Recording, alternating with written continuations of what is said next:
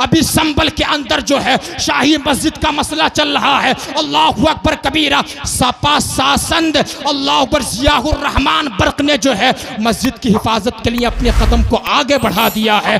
जब वो आगे बढ़े हैं उन्होंने जो है कानून का जवाब कानून से दिया है। हिंदुस्तान का कानून वो जानते हैं, कॉन्स्टिट्यूशन ऑफ इंडिया, हिंदुस्तान का कानून जानने वाला जियाउर रहमान संभल का बरक जो है उन्होंने मस्जिद के सामने जो है आवाज उठाई है और प्रशासन के सामने बबांगे तोहल कहा है कि यहाँ पर जो है मस्जिद थी, मस्जिद है और मस्जिद रहेगी। मेरे भाई जब बच्चों को कानून सिखाओगे यही बच्चे जो है जो तुम्हारी मस्जिदों के लिए लड़ाई लड़ते नजर आएंगे, तुम्हारी मदरसे के लिए लड़ाई लड़ते नजर आएंगे। बच्चों को वकील भी बनाओ, इंजीनियर भी बनाओ, बच्चों को सब बनाओ। जब उन्होंने अकेले ने लड़ाई लड़ी है संभल की शाही मस्जिद के लिए, वो मस्जिद बचती हुई नजर आ गई है।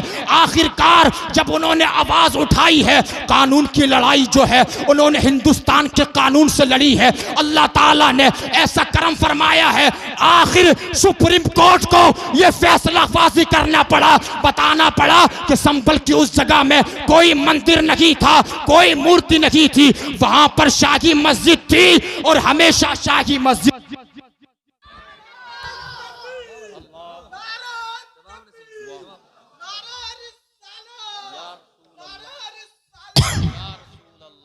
बोलो मोहब्बत से सुभान अल्लाह।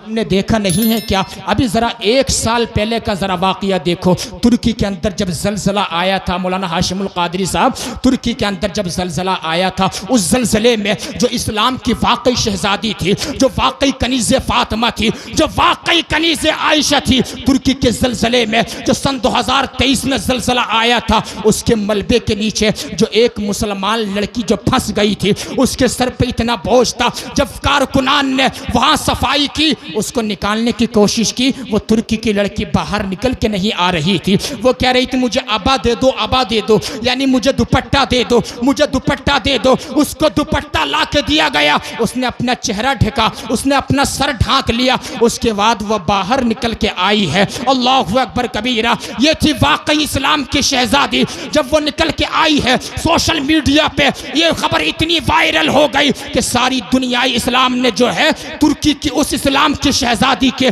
ईमान की अजमत की वो कायल हो गई। पूरी दुनिया कहने पर मजबूर हो गई, अगर ईमान किसी का मजबूत देखना है तो फलस्तीन के मुसलमानों का देख लेना, ईमान अगर किसी इस्लाम की शहजादी का मजबूत देखना है तो तुर्की की उस नौजवान लड़की का देख लेना जो बगैर पर्दे के मलबे के बाहर नहीं आई थी। वाह वाह, जिंदाबाद, हक है, सुभान अल्लाह। अंदाजा लगाइए, ऐसे होती इस्लाम की शहजादी। ये है हमारे मामलात। इस मौजू पे थोड़ा इसलिए भी बोल रहा हूँ कि हमारी बच्चियाँ जो है मुर्तद हो रही। तुम क्या समझते हो तुम्हारे घर की बच्चियाँ अगर सही सलामत हैं, हम ठीक हैं, हम कोई जो है मुतहर्रिक फ़ाल नहीं बनेंगे? मेरे भाइयों, बहुत तेज़ ये आग जल के हमारे तुम्हारे घरों तक पहुँचने वाली है। हमें ये कदम उठाना पड़ेगा अपनी बच्चियों के लिए। एक रिपोर्ट, कोई कहता 12 लाख मुर्तद हो गई, कोई कहता 10 लाख मुर्तद हो गई, इस्लाम छोड़ रही हैं। प्यार दो अपनी बच्चियों को, प्यार न करने की वजह से भी उनके दिल में नफरत पैदा हो जाती है। बात समझ रहे हैं? प्यार दो अपनी बच्चियों को, प्यार जब दोगे इंशाल्लाह बेड़ा पार हो जाएगा। अंदाज़ा लगाइए, मैं बताना चाहता हूँ आपको, तो बच्चियों को किरदार सिखाइए, सीरत सिखाइए हजरत फ़ातिमा की, और अपनी बच्चियों को जो है कुरान भी सिखाइए, हदीस भी सिखाइए मेरे भाइयों। और सुनो, मैं असली तालीम का मुखालिफ नहीं, इस्लाम मैं क्या मुखालिफ हो जाऊंगा? मैं तो खुद इस्लाम का मानने वाला हूँ।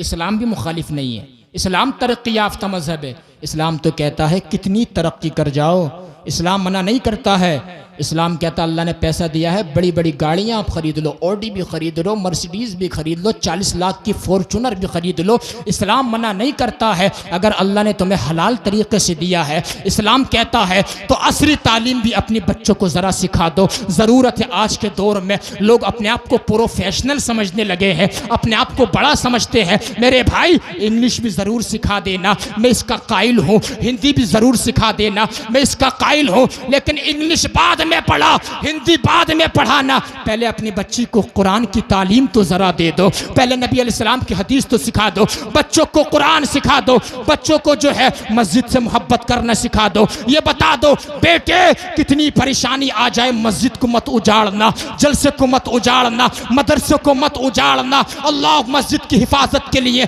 खड़े हो जाना और सुनना। उलमाए किराम की दुआएं चाहूंगा, अल्लाहु अकबर कबीरा। जब दिल में मस्जिद की मोहब्बत होती है, जब दिल में आलिमों का एहतराम होता है, जब निगाहों के सामने आले रसूल का तकद्दुस होता है, तो फिर वही बच्चा जो है मस्जिद की हिफाजत के लिए खड़ा हो जाता है। अभी संभल के अंदर जो है शाही मस्जिद का मसला चल रहा है, अल्लाहु अकबर कबीरा। सपा सासंद अल्लाह अकबर जियाउर रहमान बर्क ने जो है मस्जिद की हिफाजत के लिए अपने कदम को आगे बढ़ा दिया है। जब वो आगे बढ़े हैं, उन्होंने जो है कानून का जवाब कानून से दिया है। हिंदुस्तान का कानून वो जानते हैं, कॉन्स्टिट्यूशन ऑफ इंडिया, हिंदुस्तान का कानून जानने वाला जियाउर रहमान संभल का बरक जो है, उन्होंने मस्जिद के सामने जो है आवाज उठाई है और प्रशासन के सामने बबांगे दोहल कहा है कि यहाँ पर जो है मस्जिद थी, मस्जिद है और मस्जिद रहेगी। मेरे भाई, जब बच्चों को कानून सिखाओगे, यही बच्चे जो है जो तुम्हारी मस्जिदों के लिए लड़ाई लड़ते नजर आएंगे, तुम्हारी मदरसे के लिए लड़ाई लड़ते नजर आएंगे। बच्चों को वकील भी बनाओ, इंजीनियर भी बनाओ, बच्चों को सब बनाओ। जब उन्होंने अकेले ने लड़ाई लड़ी है संभल की शाही मस्जिद के लिए, वो मस्जिद बचती हुई नजर आ गई है। आखिरकार जब उन्होंने आवाज उठाई है, कानून की लड़ाई जो है उन्होंने हिंदुस्तान के कानून से लड़ी है। अल्लाह ताला ने ऐसा करम फरमाया है, आखिर सुप्रीम कोर्ट को यह फैसला फाजी करना पड़ा, बताना पड़ा कि संभल की उस जगह में कोई मंदिर नहीं था, कोई मूर्ति नहीं थी, वहां पर शाही मस्जिद थी और हमेशा शाही मस्जिद।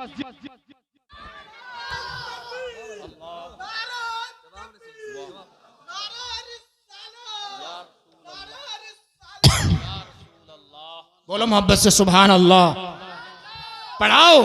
जब तुम्हारा वकील सुप्रीम कोर्ट में जाएगा और कानून के मुताबिक तुम्हारे लिए आवाज़ उठाएगा, अरे भाई होना चाहिए कि नहीं होना चाहिए। संभल की शाही मस्जिद अभी खतरे में पड़ गई थी, आपने देखा होगा, लेकिन सपा शासन जियाउर रहमान ने जब आवाज़ उठाई है, चूँकि वो कानून जानते हैं, वो पढ़े हुए हैं, हम तुम इतना नहीं जानते हैं, वो कॉन्स्टिट्यूशन ऑफ इंडिया जानने वाले हैं। उन्होंने जो है संभल की शाही मस्जिद को बचा के बहुत बड़ा काम कर दिया है। बताओ, जिस जगह पर सजदा होता है उस जगह पर बुत परस्ती होगी। अल्लाहु अकबर। क्या तुम्हारा दिल नहीं दुखेगा मुसलमानों? बेशक हमारा दिल दुखेगा। मैं यही चाहता हूं कि हमें जो है अपने बच्चों को दुनिया की तालीम में भी उनको परफेक्ट बनाना पड़ेगा। और जब दीन का मामला आ जाएगा, जब इंतकाल हो जाएगा तुम्हारा और हमारा, तो हमारा बच्चा कम से कम इस काबिल तो हो कि हमारी नमाज जनाजा वो पढ़ा दे, घर में फातिहा वो दे दे।